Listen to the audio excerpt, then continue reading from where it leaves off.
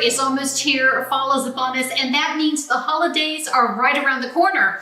I love the fact that our calendar brings Thanksgiving to us first before we get to Christmas. I love the month of November to think about being thankful, to think about being grateful. And I feel like if we really lean into that as women of God, it really helps prepare our hearts to make Christmas a time that is not so self-focused and so commercial and just so celebrating the way the world does it. So Thanksgiving is sort of our month. I said under the teaching of one of my favorite pastors years ago, who just always had a theme of gratefulness and thankfulness. And he taught me as a young mom that if we can train our children to be thankful and to be grateful, it just comes against so much in their lives. And so as we begin to start the month of November, I hope that you will be a woman of God who's abiding in the Word of God. Our Write the Word bookmark on the fruit of the Spirit continues that theme from October this year and going into November as we continue to write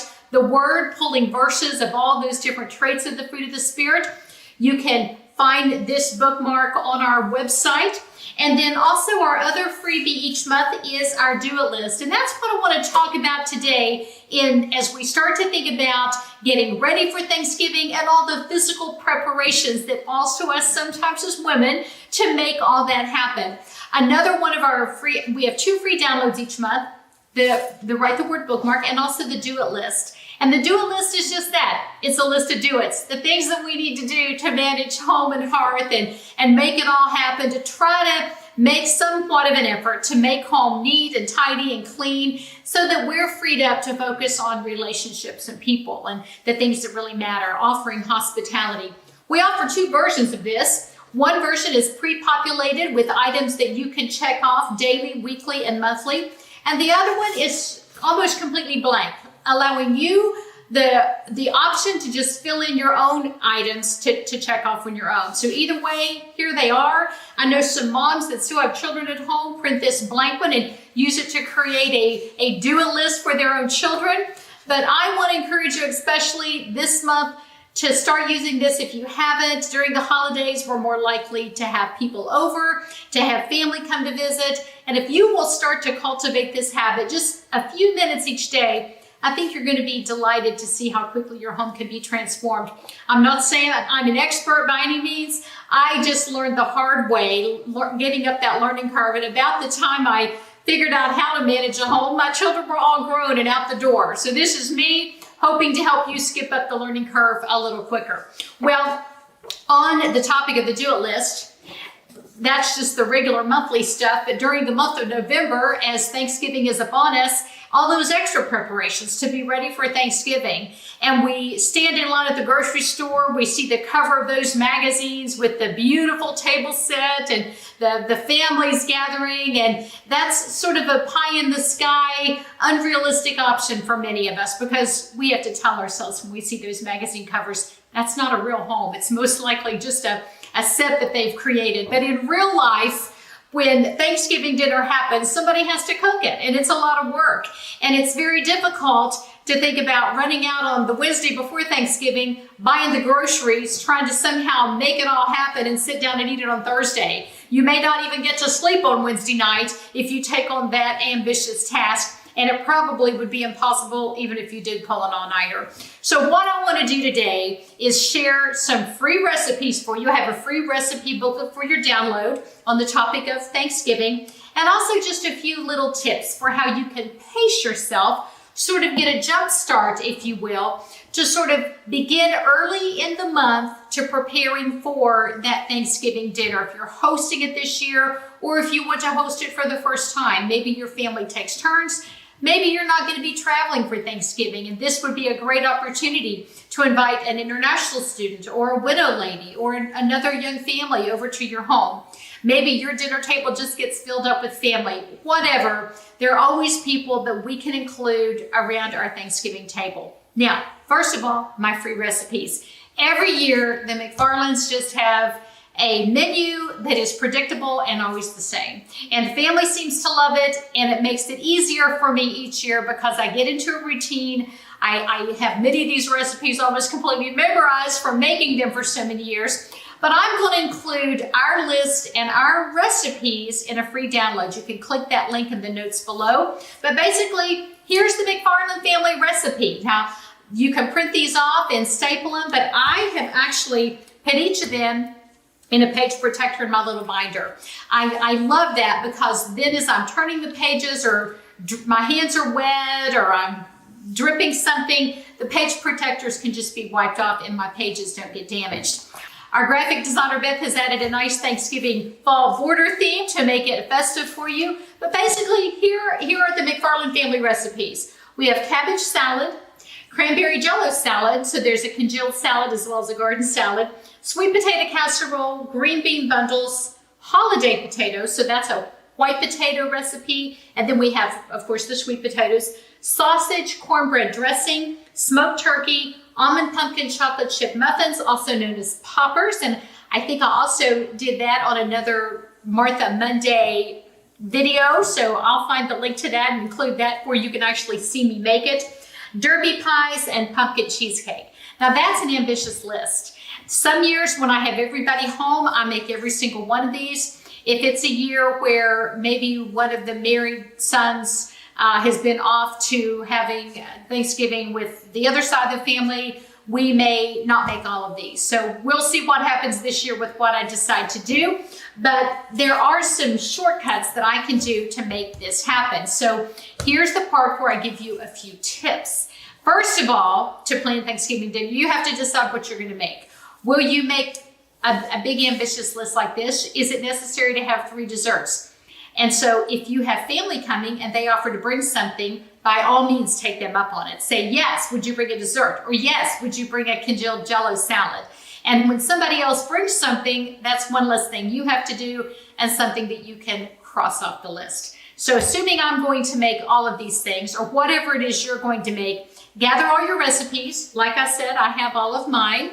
You can sort of take inventory, the things that you always keep on hand, the flour and the sugar and all that, probably not to worry about. But all those extra ingredients, make a list of those. So after deciding what you're going to make, first of all, make a list of all the ingredients that you need to make those recipes.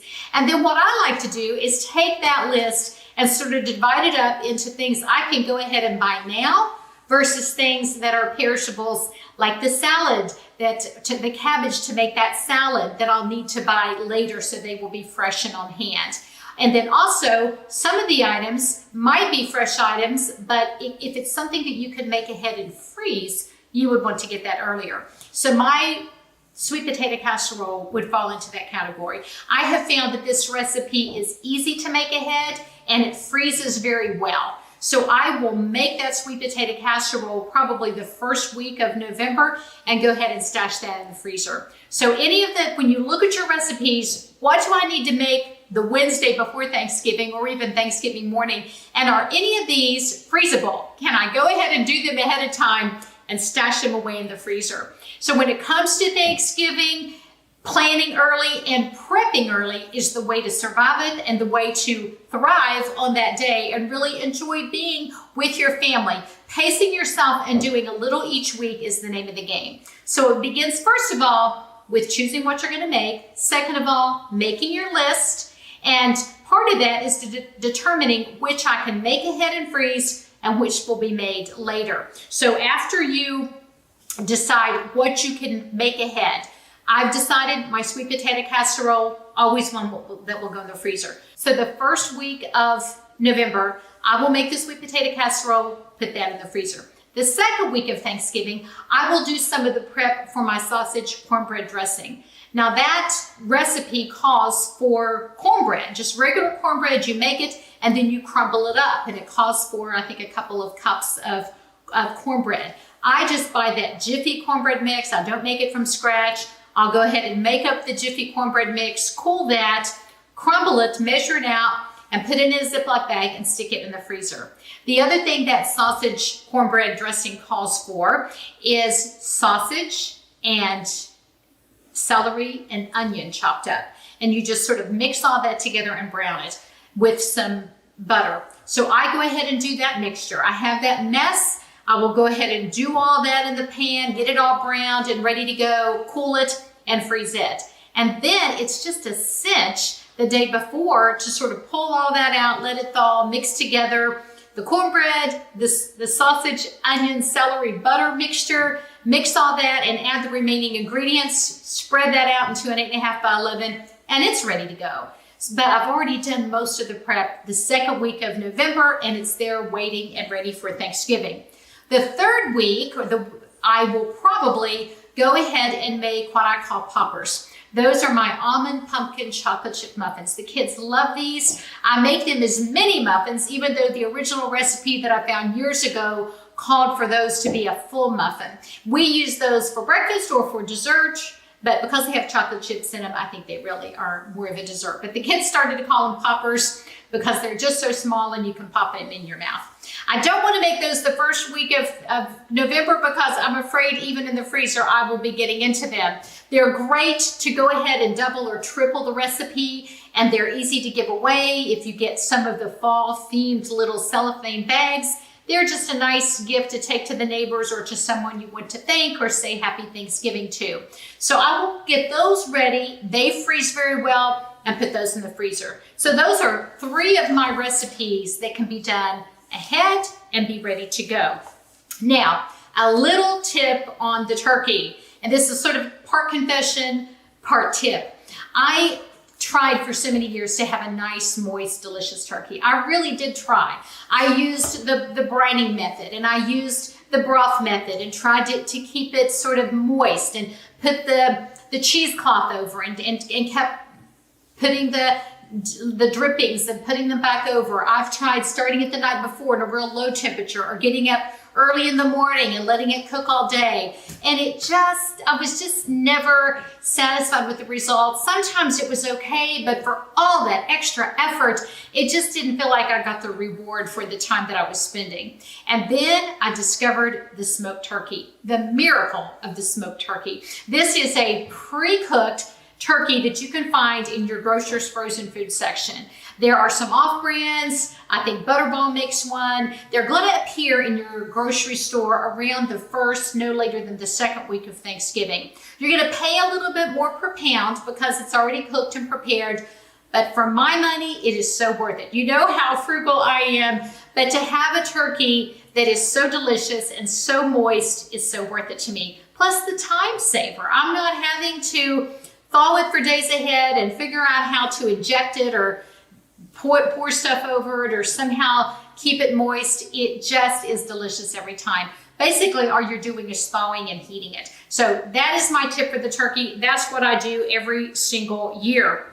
So those are my tips. Shop early, make your list, do some things ahead of time. Buy that turkey at the grocery store, and just begin to pace yourself ahead a little bit of time.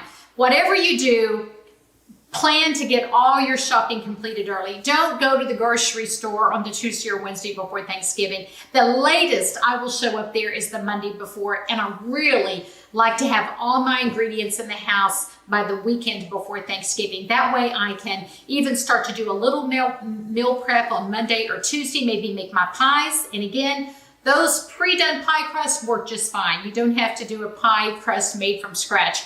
I'm into taking the shortcut wherever I can, especially the older I get. The Wednesday before Thanksgiving, I like to get up early. I like to wear comfortable shoes. I like to crank up my Christian music. And I just have a plan for what I'm going to tackle and what order I'm going to do it in. I keep a big pitcher of water on the counter, and I stay hydrated and just drink all day and just get that all finished so that I can go to bed at a reasonable time and be ready to go in the next day. I usually have a little schedule plan for myself for what has to go in the oven at what time so that it's all ready at the same time. If you have family coming to town like I do, you can put them to work. If there's chopping and dicing and mixing to do, there's nothing that sort of makes you feel closer and sharing and talking and laughing together than cooking together. And in the house that we live in now, it's an open floor plan. If the guys are watching television or whatever, then I feel like I'm also part of what's going on and can sort of keep my fingers and my ears on the pulse of what's happening. Even put those little grandchildren to work. They can set the table or put the napkins out or what have you. And then the last thing I want to share is just sort of to be thinking thinking and praying about how you can sort of guide that conversation over Thanksgiving dinner. Maybe ask a couple of good questions. What's the earliest Thanksgiving you remember? What's your favorite Thanksgiving food from years gone by? Or what are you thankful for? What has happened this year? What's the sweetest thing that you are grateful for that the Lord has provided? Maybe you'll choose a verse on thankfulness or gratefulness and just sort of share that or read that aloud as the family gathers around. A final tradition that I'll offer up to you that's a little different. A few years ago in the early 90s, more than a few years ago, my husband was able to travel to Russia on a mission trip with some other men from our church. And he learned a tradition from the Russian Christians there. Not only did they pray before they ate their meal, but at the conclusion of the meal, they would stand up and pray again, thanking the Lord for his provision. And I remember that all these years later, and I just love that tradition. Usually in the hustle and bustle of Thanksgiving, I forget to mention it, but I'm going to sort of make myself a note this year and try to remind my husband as well to maybe institute that as a new tradition that we try to all remember to keep doing each Thanksgiving, that we don't only thank the Lord for the meal as we pray to begin, but at the end we also thank him and sort of wrap up that Thanksgiving dinner with thankfulness. I love the idea of sort of having Thanksgiving dinner bookended with thanks to begin and thanks to conclude as we wrap up.